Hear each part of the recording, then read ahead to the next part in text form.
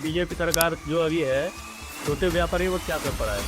छोटे व्यापारी तो एक तरह से बेचारा बिल्कुल ही खत्म होने के कगार पर है।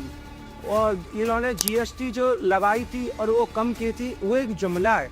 टेक्नोलॉजी के बारे में आपकी क्या सोच है? देखिए, देश का बड़ा दुर्भाग्य है जिस इंसान ने कभी हल नहीं चलाया हो, जिस इंसान को ये नहीं पता हो कि चैत और बैसाखी कैसी गर्मी होती है, उसको हमारे देश का कृषि मंत्री बना दिया जाता है। जिसने कभी सूत ना काटा हो, उसको टेक्सटाइल मिनिस्टर बना दिया जाता है, सूत मंत्री बना दिया जाता है। और जिसने कभी ABCD का ज्ञान ना हो, उसको शिक्षा मंत्री बना दिया जाता है। आज बीजेपी युवा लोगों के लिए क्या कर रही है? आज भारतीय जनता पार्टी युवा को भटकाव के रास्ते पर लाने का काम कर रही है। बेरोजगार है। आपकी नहरों कौन सी सरकार अच्छी है? बीजेपी, सपा, बसपा या कांग्रेस? भारतीय जनता पार्टी ने युवाओं को हिंदू और मुसलमानों में उलझा करके रख लिया है। दलित और पिछड़ों में सबसे ज्यादा बेरोजगारी, शिक्षा का अभाव इन्हीं दो समाजों के अंदर है। और भारतीय जनता पार्टी नहीं चाहती है कि पिछड़े और दलित समाज के बच्चे पढ़ करके आगे आए। केवल सरकारें नारों तक सीमित रह गई है। आज देश का युवा बहुत भटकाव की स्थिति में आ गया है। ये अपने पेट भरने के, अपनी जेब भरने का काम कर रहे हैं, जाति और धर्म के नाम पर लड़ने का काम कर रहे हैं। इन्होंने कभी देश और प्रदेश के बारे में गंभीरता से सोचा ही नहीं। आज जापान कहाँ पहुंच गया, चाइना कहाँ पहुंच गया है। आज हमारे ये जो भारतीय जनता पार्टी वाले लोग हैं, ये अभी हमें तो गाय के मूत्र की और गोबर की शिक्षाएं देने में ही व्यस्त है।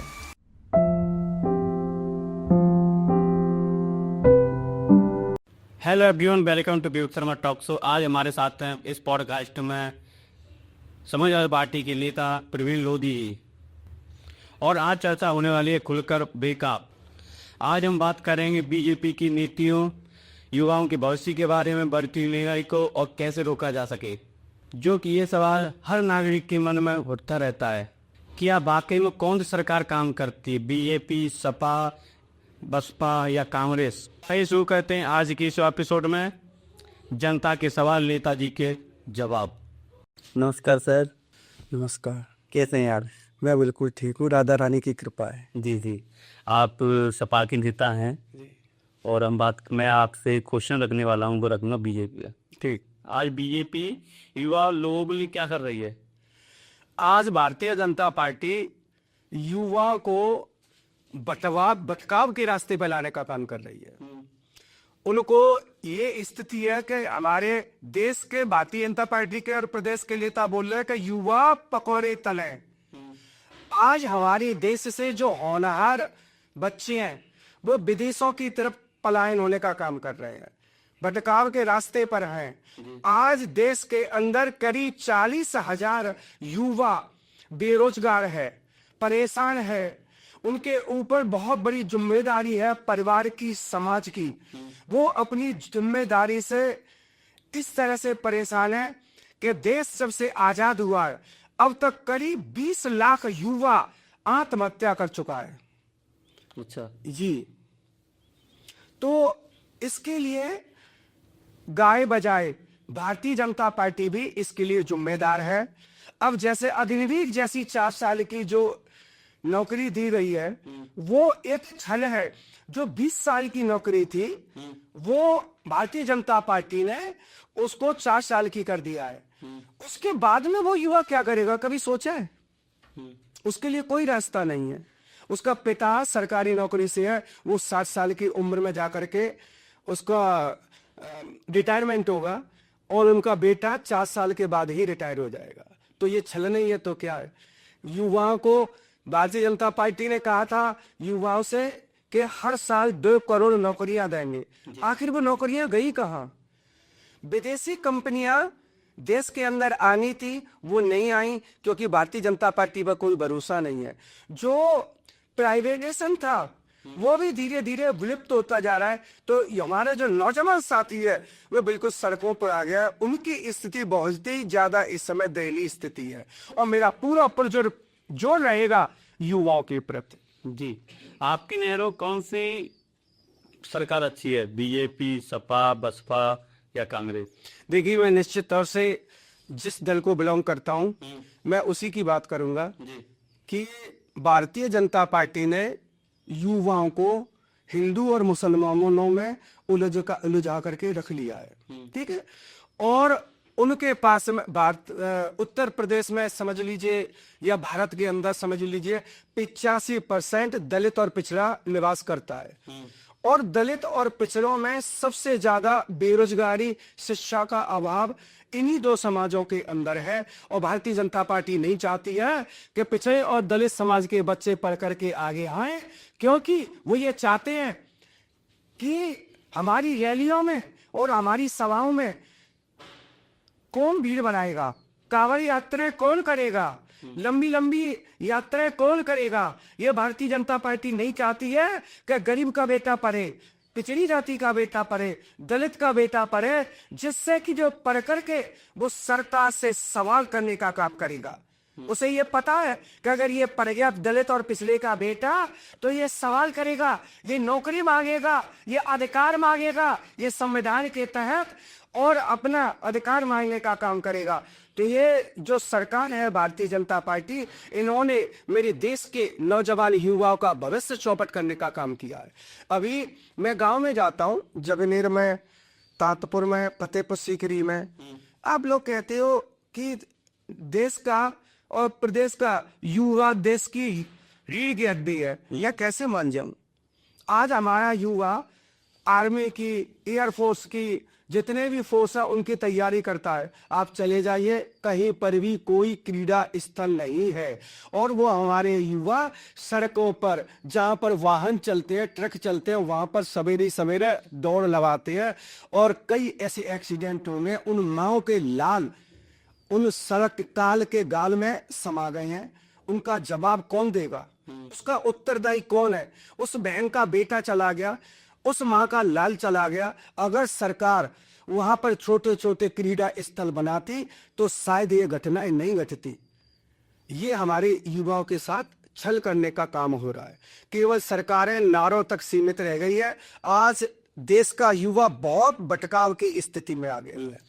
नहीं तो क्या कहती बीजेपी सरकार कहती सबका साथ सबका विकास, ये केवल नारा है क्या? केवल एक खोखला नारा है, कोई विकास नहीं हो रहा है। इनके नेताओं का विकास हो रहा है, इनके जो उद्योगपति है उनका विकास हो रहा है, और कोई विकास नहीं हो रहा है। इन्होंने कहा था कि किसानों की आय दुगनी होगी। किसान आज भुखमरी के कगार पर है, किसान आज आत्महत्या कर रहा है, किसान आज खाद बीज के लिए लंबी लाइन लगा रहा है। अभी अकोला में एक युवक की हार्ट अटैक से और मानसिक रूप से परेशान था, उसकी मौत हो गई। उसकी जिम्मेदार ये सरकार है। और किसान इस समय सबसे ज्यादा, पानी और बिजली महंगी हो गई है, पानी की कोई व्यवस्था नहीं है, किसान के लिए कोई नई टेक्नोलॉजी नहीं है जिससे कि किसान प्रतिस्पर्धा करने का काम करे। जी, तो इसका जो बीजेपी सरकार जो अभी है, छोटे व्यापारी वो क्या कर पड़ा है? छोटे व्यापारी तो एक तरह से बेचारा बिल्कुल ही खत्म होने के कगार पर है, बिल्कुल ही खत्म होने के कगार पर है। जब से नई टेक्नोलॉजी आई है, ब्लिंकिट आया है, जोमेटो आया है, और ऑनलाइन जो सिस्टम आया है वो ऑनलाइन बना लेते हैं। हमारा जो व्यापारी, छोटा व्यापारी है, उस तक ग्राहक जा ही नहीं पाता है। तो एक तो ये परेशान है। दूसरा, नोटबंदी से मौत के कगार पर व्यापार आ गया है। एक और है, और इन्होंने जीएसटी जो लगाई थी और वो कम की थी, वो एक जुमला है। देखिए, इन्होंने जीएसटी कम की, किस पे की? कपड़े पे। लेकिन इन्होंने जीएसटी किस पर लगाई? सूत पर। इन्होंने सूत पर, जो कपड़ा बनाने का जो रॉ मटेरियल होता है, उस पर इन्होंने जीएसटी लगा दी। तो बात तो हुई ना। तो इस समय छोटे तबके का जो व्यापारी है वो सबसे ज्यादा परेशान है। ओके, टेक्नोलॉजी के बारे में आपकी क्या सोच है? देखिए, देश का बड़ा दुर्भाग्य है कि हमारे देश के अंदर, मैं इस पे और बात चर्चा करना चाहता हूँ।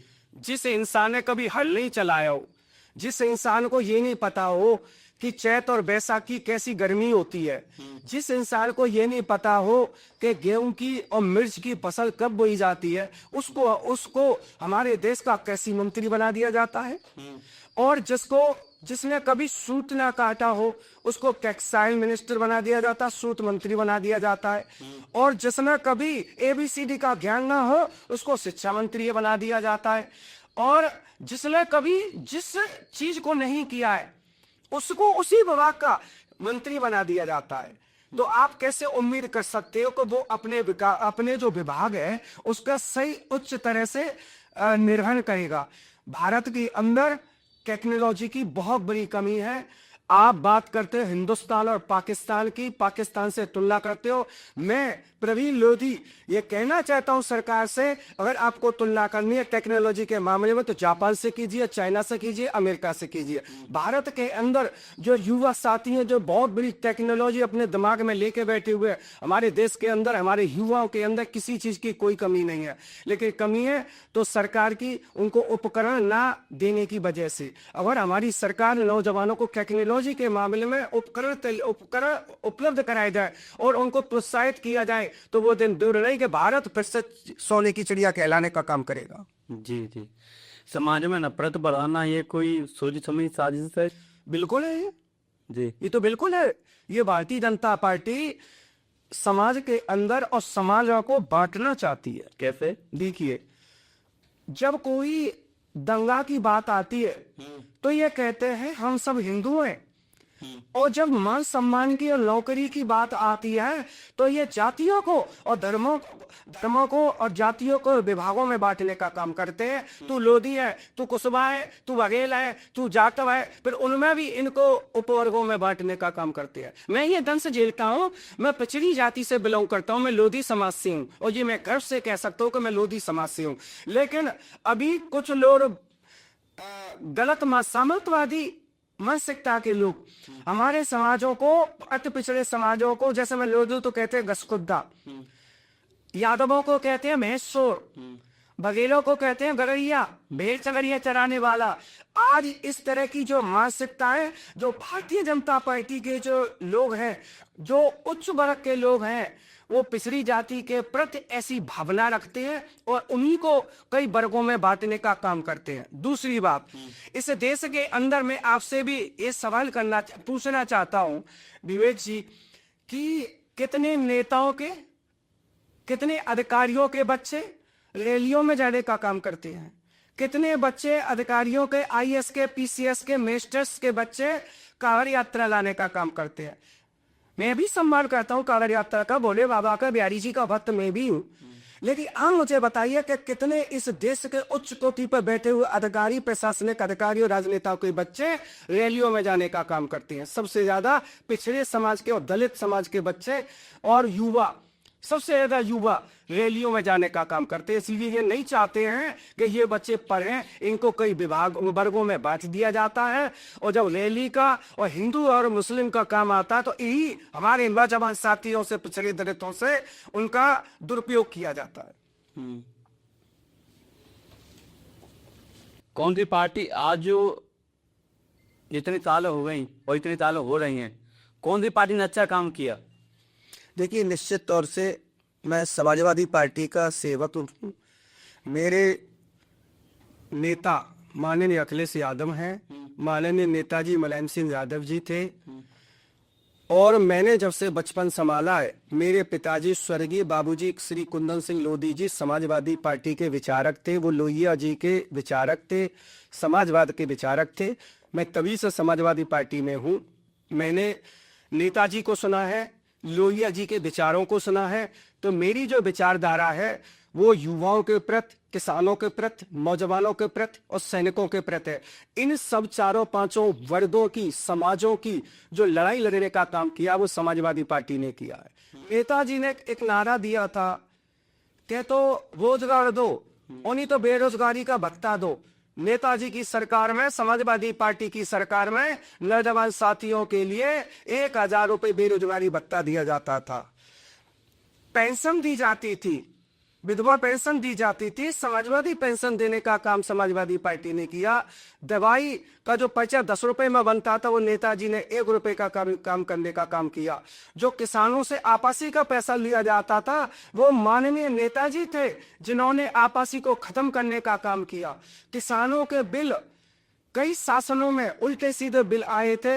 नेताजी ने सबसे पहले किसानों के बिल माफ करने का काम किया, और माननीय अखिलेश यादव जी की जब सरकार बनी तो उन्होंने बहुत सी नौकरियां देने का काम किया, प्राइवेटेशन को बढ़ावा देने का काम किया, दूसरे स्टेट से या बहुत बड़े उद्योगपतियों से उत्तर प्रदेश के अंदर रोजगार लगाने का काम, रोजगारों को प्रोत्साहित करने का काम किया था। ये समाजवादी पार्टी की इतनी योजनाएं थी, पशुधन योजनाएं थी, लैपटॉप योजनाएं थी, और भी शिक्षा के प्रति अखिलेश जी का बहुत अच्छा सकारात्मक रवैया है, नौजवानों के प्रति बहुत अच्छा सकारात्मक रवैया है। इसलिए तो मैं इतना ही कहना चाहता हूँ, बहुत लंबी की रस्ती है और मैं गिनाने बैठ जाऊंगा तो, कि अखिलेश यादव जी ने, समाजवादी पार्टी ने युवाओं के लिए बहुत अच्छा काम किया है। और नेताजी कहते भी हैं कि समाजवादी कभी बुरी नहीं होगी, क्योंकि वो समाजवादी पार्टी युवाओं के लिए काम करती है।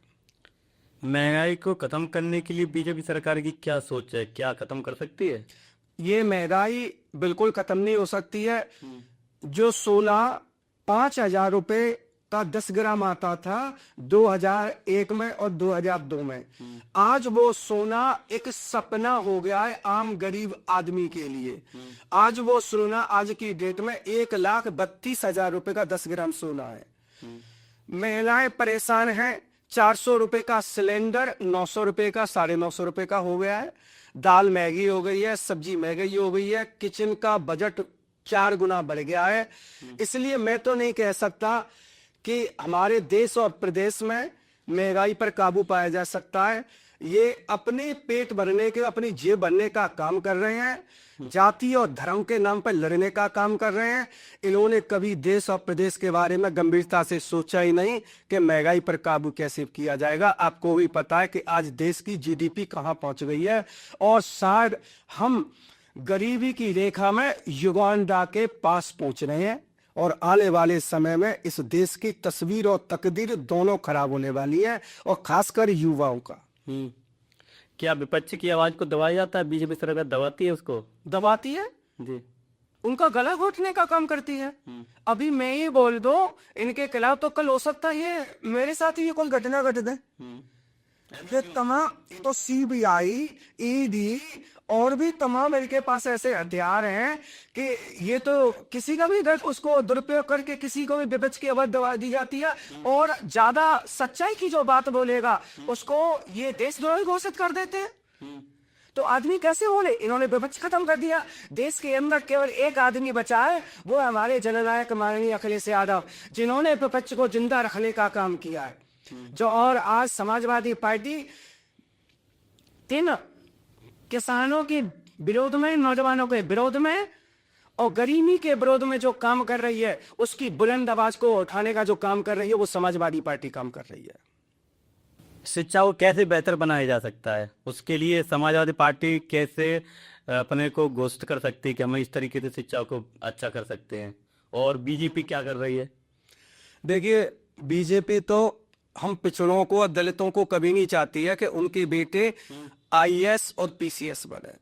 ये तो सीधा सीधा चाहते हैं कि ये बिल्कुल अनपढ़, जाहिल और गंवार बने और हमारी रैलियों का हिस्सा बने।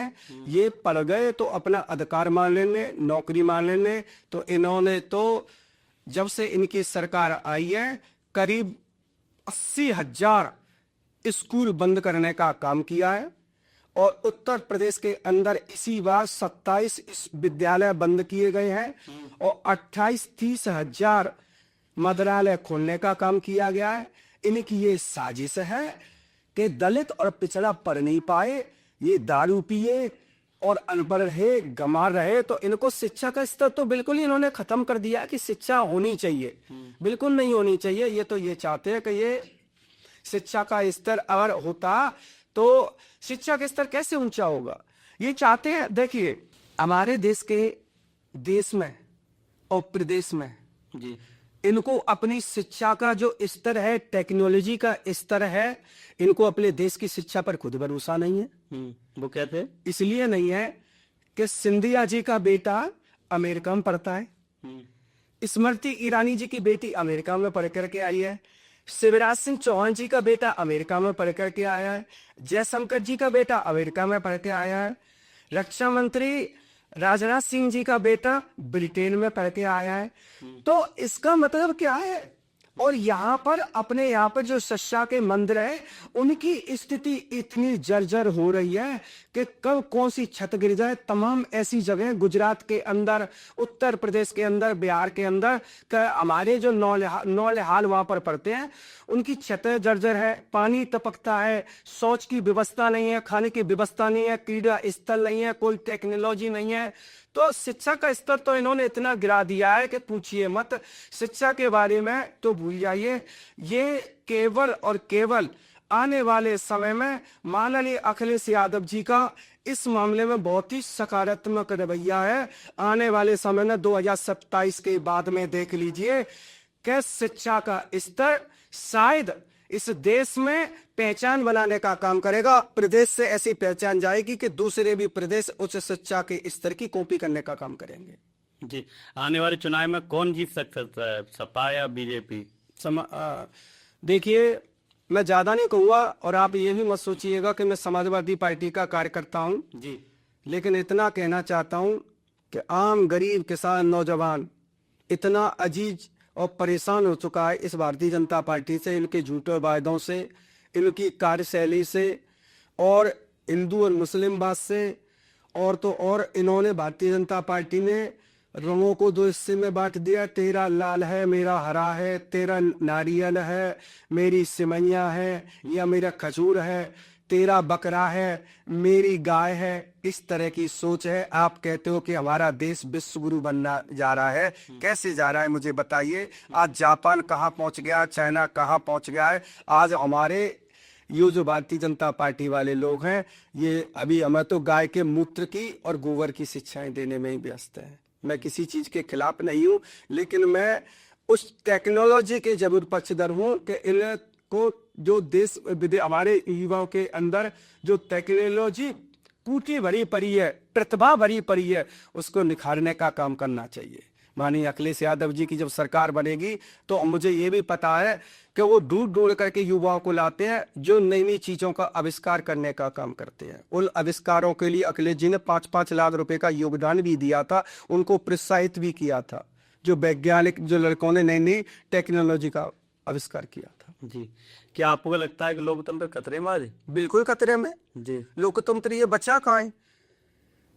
गरीब आदमी परेशान, नौजवान भटक रहा है, किसान आत्महत्या कर रहा है, माताएं और बहनों की आबरू सुरक्षित नहीं है, मणिपुर जैसी घटना हो रही है, हाथरस जैसी बलात्कार की घटना हो रही है।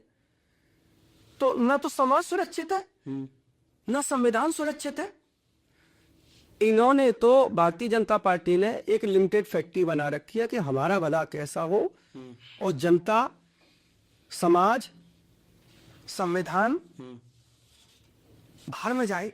इनका तो ये कहना है, ये बिल्कुल नहीं चाहते हैं। अगर कोई बात आती है तो बहुत बातें हैं, अगर कोई बात आती है तो ये हमको कायम हो जाते हैं पाकिस्तान और हिंदुस्तान में, हिंदू और मुसलमान में, और हमारा युवा भटक जाता है क्योंकि इनके पास में एक ऐसी चीज है जो हमारे युवाओं को जल्दी भटका देती है। लेकिन मैं इस मंच, आपके इस मंच के माध्यम से अपने युवाओं से कहना चाहता हूं कि बिल्कुल इनकी बातों में मत आइए। आप अपनी कलम पक्की कीजिए और अपना जिस दिन आप सड़कों पे आकर के अपना अधिकार मांगोगे, दुनिया में कोई ऐसा सिक्का नहीं बना है कि आपके अधिकारों से आपको वंचित करने का काम करेगा। ये आपका भाई प्रवीण लोधी आपसे वायदा करता है।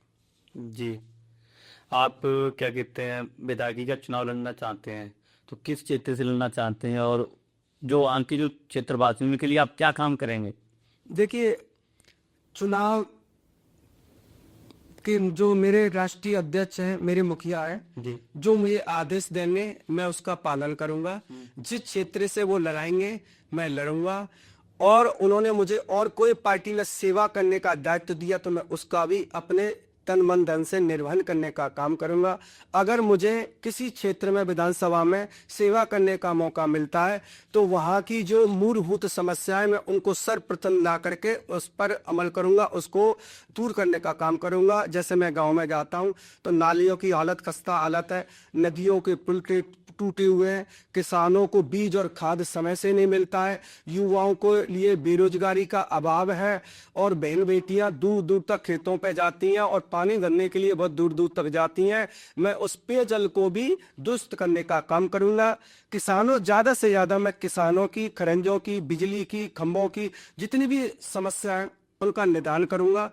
और मैं ये चाहता हूं कि हमारा नौजवान जो गांव के अंदर बसा हुआ है उसके अंदर बहुत टैलेंट है, उसको निखार करके इस देश के पटल पर लाने का काम करूंगा, उसकी प्रतिभा को निखारने का काम करूंगा। और किसानों की जो हित के काम है, किसानियत से संबंधित है, टेक्नोलॉजी का मामला हो या सरकार से कुछ भी बात करने का मामला हो, मैं हमेशा उसमें अग्रणी भूमिका निभाने का काम करूंगा। जी, आपको इस फील्ड में आने की प्रेरणा कहाँ से मिली? इसके राजनीतिक गुरु तो मेरे पिताजी हैं। जी, आप थोड़ा सा उनके बारे में बताइए। वो मेरे पिताजी हमेशा से ही अंबेडकर विचारधारा के रहे, लोहिया विचारधारा के रहे और मेरा परिवार बहुत ही संघर्षी परिवार रहा था और खेतीबाड़ी करते थे। तो एक दिन उन नेताजी का के किसी मिलने वाले का फोन आया कि नेताजी ने आपको याद किया है। तो पिताजी नेताजी के पास गए और उनके साथ मिलकर के उन्होंने आंदोलन किया और आंदोलन कई बार वो जेल भी गए मेरे पिताजी। फिर नेताजी का आदेश आया कि कुंदन सिंह लोधी जी आपको ग्रामीण विधानसभा से चुनाव लड़ना है एमएलए का। 1993 में पिताजी ने चुनाव लड़ा और उस समय पर रात के करीब 11 बजे नेताजी की सभा हो रही थी कलाल खेरिया में। मैं छोटा था, पिताजी का साथ देता था, मैं समझता था और मेरे अंदर एक कुंठा रहती थी कि यार इनकी बीमारियां देखो किसानों की कितनी फटी हुई है। ये नवंबर दिसंबर के महीने में जब हम रजाई में सोते थे तो वहाँ का किसान रात को पानी लगाता था और मेड़ में से खेत में से सांप निकले आते थे जाड़े के दिनों में। तो मेरे को बड़ी पीड़ा और कष्ट होता था। किसान लंबी लंबी लाइन लगाते थे खाद बीज के लिए, तो मुझे बड़ा कष्ट होता था। मेरे पिताजी ने हमेशा इन चीज़ों को सर्वोपर समझा और तमाम उन्होंने आंदोलन किए, सरकार से व्यवस्थाएं कराई। नेताजी से विशेष स्तर करके कहते थे कि इनकी समस्याओं के लिए नेताजी आपको विशेष पहल करनी पड़ी और नेताजी ने इनको सुना और उस पर अमल भी किया था। नेताजी ने आपासी खत्म करवाई।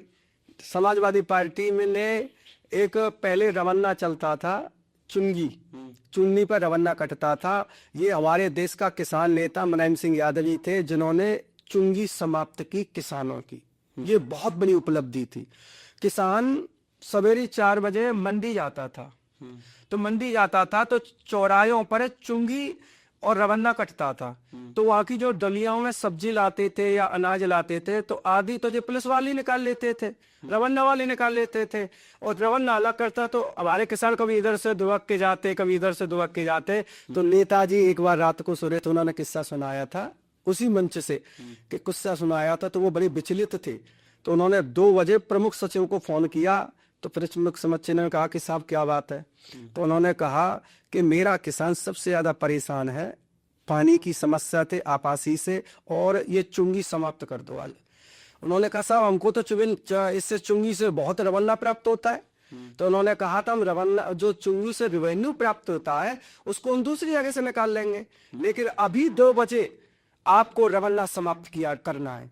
तो नेताजी की बात को अमल करते हुए, नेताजी समय मुख्यमंत्री थे, उन्होंने रात के 2-2:30 बजे उन्होंने प्रमुख सचिव ने ऐलान किया कि पूरे प्रदेश के अंदर चुंगी और जो रवन्ना है वो समाप्त किया जाए। ये नेताजी ने ये कर्म बहुत ही प्रमुख काम किया।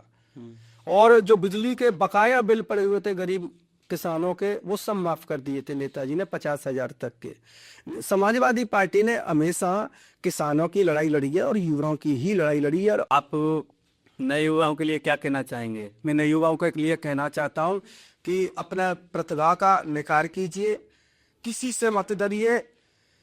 और मैं विशेषकर हाथ जोड़ कर निवेदन करना चाहता हूं कि पाखंड और अंधविश्वास पर बिल्कुल भरोसा मत करिए। आप अपनी प्रतिभा का निखार करिए। पढ़ाई और सामाजिक लड़ाई दोनों जरूरी है भाई। आप पढ़ाई भी कीजिए और अपने हक की लड़ाई भी लड़िए। ये किसी की रैली में या किसी की बातों में या अंधभक्ति में आने का कोई मतलब नहीं है। आपको अपने अधिकारों की लड़ाई खुद लड़नी पड़ेगी। समाजवादी पार्टी आपके साथ हमेशा कंधे से कंधा मिला करके तैयार है। आप हमारे साथ आइए। हम आपको अपनी रैली का या अपने प्रपंचों का चैप्टर बनाना नहीं चाहते हैं। आपके अधिकारों की लड़ाई लड़ करके आपके अधिकार दिलाना चाहते हैं। आपको कितने साल हो गए इस समाज में आए हुए? मेरे को 35 साल राजनीति में हो गए। जी। जी। अब मैंने सुना है कि आप खाना वगैरह भी बनाते हैं। नहीं, देखिए, मैंने फतेहपुर सीकरी विधानसभा में काम किया था। मैं वहाँ का प्रभारी था। तो वहाँ से लोग आते थे तो मुझे बड़ा अटपटा लगता था। किसान ज्यादा आते थे तो वो सवेरे चलते थे या तांतपुर से आते थे। मैंने जगनी तांतपुर में भी काम किया है, बाह में भी मैंने काम किया है। तो जो दूर दराज से लोग आते थे तो मेरा ये धर्म बनता था और मुझे शौक भी है कि मैं खाना बना करके खिलाऊं। तो अब जैसे मैं आलू टमाटर की सब्जी है या दाल है या रोटी है या जो भी है मैं बनाता हूँ। खाना बहुत अच्छा बनाता हूँ। आप भी कभी घर पे आइए और मैं आपको भी तो आप ये खिलाते हैं बना के? हाँ, सबको खिला रहे हैं। पूरे परिवार को खिलाता हूँ। ये मित्रों को बुला करके खिलाता हूँ। खाना खिलाने का मुझे बहुत शौक है। और जो लोग आते थे, मैं बच्चे जैसे सो रहे हैं, मेरी एक आदत है कि बच्चे जैसे सो रहे हैं, दिन में आ गए कोई, तो मैं ज्यादा डिस्टर्ब भी नहीं करता था। उनकी भी अपनी लाइफ है। तो मैं खुद ही अपने हाथ से किचन में जा करके और जो भी बनता था खिलाता हूँ।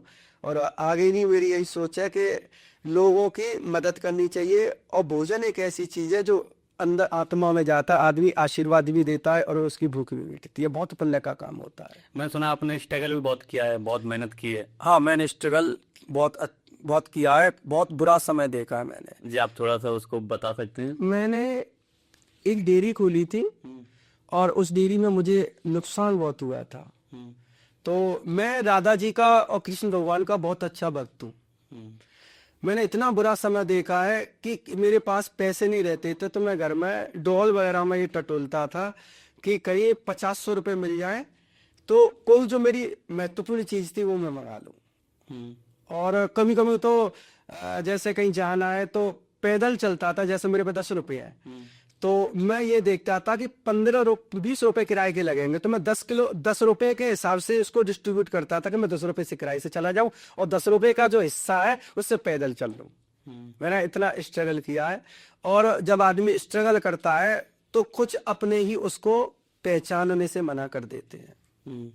और जब आपके पास सब कुछ हो जाता है तो जो नहीं जानता है वो भी आपका रिश्तेदार बन जाता है। ये मुझे बहुत पीड़ा होती है, आज भी बहुत पीड़ा होती है।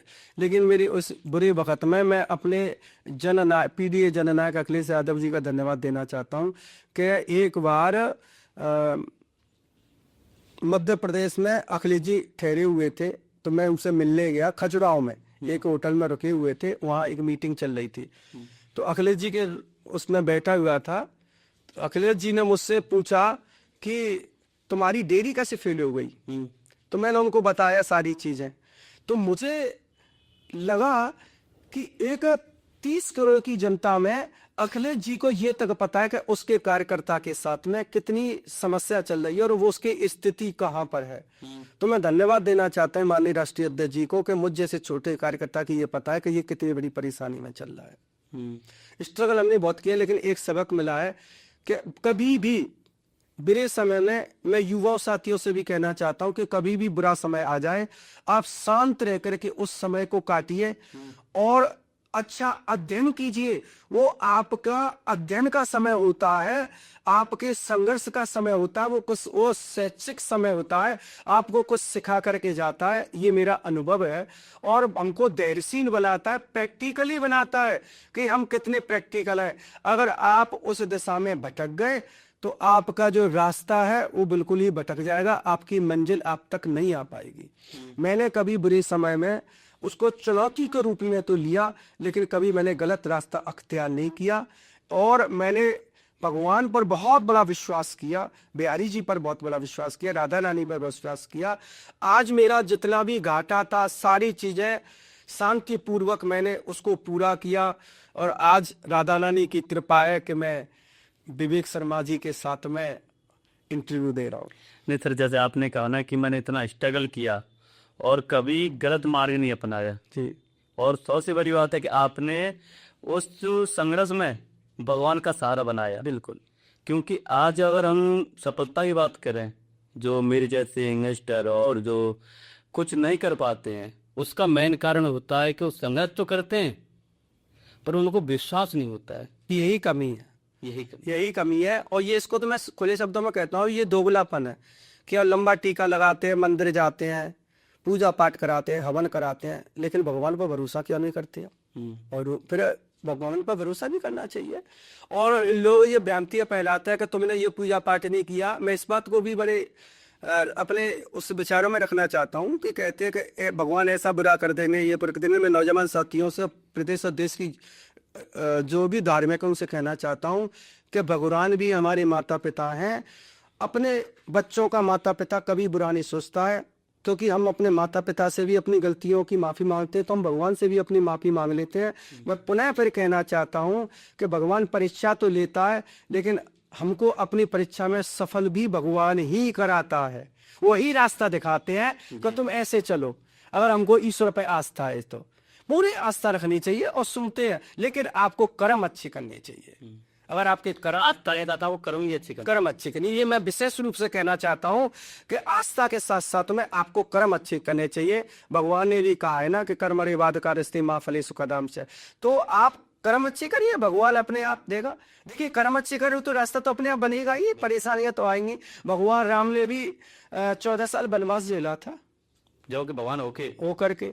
और भगवान कृष्ण ने राजा परिवार में जन्म होते हुए बेचारे पैदा कारागार में हुए, कभी किसी राक्षस ने उनका वध करने की कोशिश की, सगे मामा ने उनके साथ अत्याचार किया, कहाँ उन्होंने अत्याचारों का सामना नहीं किया, आप देख लीजिए। लेकिन तो क्या वो डरे? फिर भी वो कर्म पर विश्वास रखा भगवान कृष्ण जी ने, और आज वो पूरे विश्व के अंदर कृष्ण भगवान के नाम से पूजे जाते हैं, विश्व गुरु भी कहलाए जाते हैं। तो मैं ये कहना चाहता हूं कि आप संघर्षों से मत डरिए और अपने कर्म करते रहिए। और जब भी संघर्ष से आप परेशान हो तो भगवान कृष्ण की लीला को याद कर लीजिए कि उन्होंने कितने कष्ट सहने का काम किया है। वो संघर्ष में बताता है कि न भी हार नहीं माननी चाहिए, क्योंकि अंश तो हम उसी के ना परमात्मा। बिल्कुल सही बात है, हमको बिल्कुल हार नहीं माननी चाहिए और कर्म करते रहना चाहिए। और कर्म करते करते कोई ना कोई रास्ता जरूर मिल जाता है जी, ये भी मेरा विश्वास है। कर्म करते करते कोई ना कोई रास्ता जरूर मिल जाता है, अगर सच्चे मन से आप अच्छा कर्म कर रहे हैं तो। जी। और बहुत सारे लोग क्या कहते हैं, हमारे भारत को छोड़ के विदेशों में जा रहे हैं, वहां रहने लगे हैं।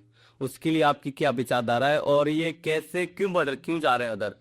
देखिए, जो भी लोग विदेश जा रहे हैं वो उद्योगपति हैं, क्रिकेटर हैं, सिनेमा जगत से जुड़े हुए लोग हैं। ज्यादातर जो विदेश जा रहे हैं वो पैसे वाले लोग जा रहे हैं। तो मैं इस पर इतना ही कहूंगा कि गरीब तो भूखा है और अमीर रूठा है इस सरकार से। तो जो विदेश जा रहे हैं पैसे वाले लोग, व्यापारी वर्ग के लोग, वो इसीलिए जा रहे हैं कि उन्हें भारत देश की इस सरकार पर बिल्कुल भरोसा नहीं है और वो बिल्कुल सुरक्षित नहीं है। मेन कारण है सुरक्षा का। वो सुरक्षा के अभाव में भारत छोड़ के जा रहे हैं। भारत के अंदर टेक्नोलॉजी की कमी है, भारत के अंदर योग्यताओं को ना पहचानने की कमी है। अब जैसे हमारे बहुत युवा विदेशों में वैज्ञानिक हैं, प्रोफेसर हैं, टीचर है, तमाम CEO हैं, तमाम अच्छे अच्छे ओहदों पर है। जो हमारे युवा हैं या बिजनेसमैन हैं, उनको उनके हिसाब से भारत में प्रतिनिधित्व नहीं मिल रहा है, इसलिए वो विदेश जा रहे हैं। और मैं फिर कहूंगा कि गरीब रूठा, वो अमीर रूठा है और गरीब भूखा है। बीजेपी सरकार कहती है कि हम इसको भारत को विश्व गुरु बना रहे हैं, इस पर आपकी क्या सोच है, क्या विचार है? ये कागजों में बनना है, नारों में बनना है, पोस्टरों में बनना है, लेकिन विश्व गुरु है कहाँ? आज आपके पासपोर्ट की स्थिति कहाँ पर है? आप जाकर के अमेरिका में और ब्रिटेन में पता लगा लीजिए कि हमारे पासपोर्ट की स्थिति क्या है। कुछ चंद स्टेट जैसे दिल्ली, बेंगलुरु, कलकत्ता जैसे शहर में कुछ कोने विकसित हुए हैं, मुंबई है। अब इन बाकी इनके बगल में जाकर के देखिए, जो झुग्गी झोपड़ियां पड़ी हुई हैं, वहां जाकर के आप देखिए कि देश हमारा कैसा विश्व गुरु है। आपको स्थिति और परिस्थिति दोनों पता चल जाएगी। अभी हम बहुत नीचे हैं, हर तरह का इंडेक्स निकालिए, हम बहुत नीचे हैं। केवल हम बातें करते हैं, बातें कर रहा है कि हम विश्व गुरु हैं, लेकिन अभी इसको अच्छी तरह से परिभाषित नहीं कर सकते हैं। आप पाकिस्तान तक, हिंदू मुसलमान तक अटके पड़े हो। कभी जापान, अमेरिका, चाइना जाकर के देखिए कि विश्व गुरु क्या है। आज हम टेक्नोलॉजी के मामले में शायद बहुत निम्न स्तर पर हैं, और ये देश फिर से सोने की चिड़िया बनने का काम करेगा। जी। आज हमको अटका दिया गया है गाय के गोबर पर, गौमूत्र पर। तो विश्व गुरु मैं नहीं मानता कि इन सब चीजों से विश्व गुरु बने हो गए। जो मौज, जब तक इस देश की रीढ़ की हड्डी नौजवान साथी चमचमाती कार चमचमाती कोठियों में नहीं बैठेगा, किसान आत्महत्या करना बंद नहीं करेगा, एक आम रिक्शे वाला भी की चेहरे पर चमक नहीं आएगी, दवाइयां मुफ्त नहीं होंगी, शिक्षा मुफ्त नहीं होगी, जब तक हमारा देश विश्व गुरु नहीं बन सकता है।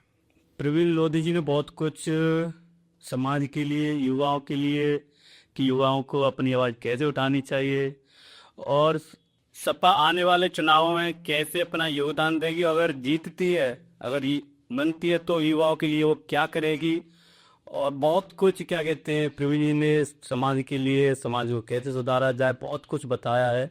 तो इस पॉडकास्ट को आप जरूर देखें और अपने फ्रेंड फैमिली में इसको शेयर करें, जिससे लोगों को कुछ अपनी आवाज़ उठाने का मौका मिले। जैसे हमारे प्रवीण जी ने यहाँ तक पहुँचे हैं इस मुकाम में, तो आप भी ऐसे इस मुकाम तक पहुँच सकते हैं। मिलेंगे किसी दूसरे पॉडकास्ट में, जब तक के लिए हरे कृष्णा।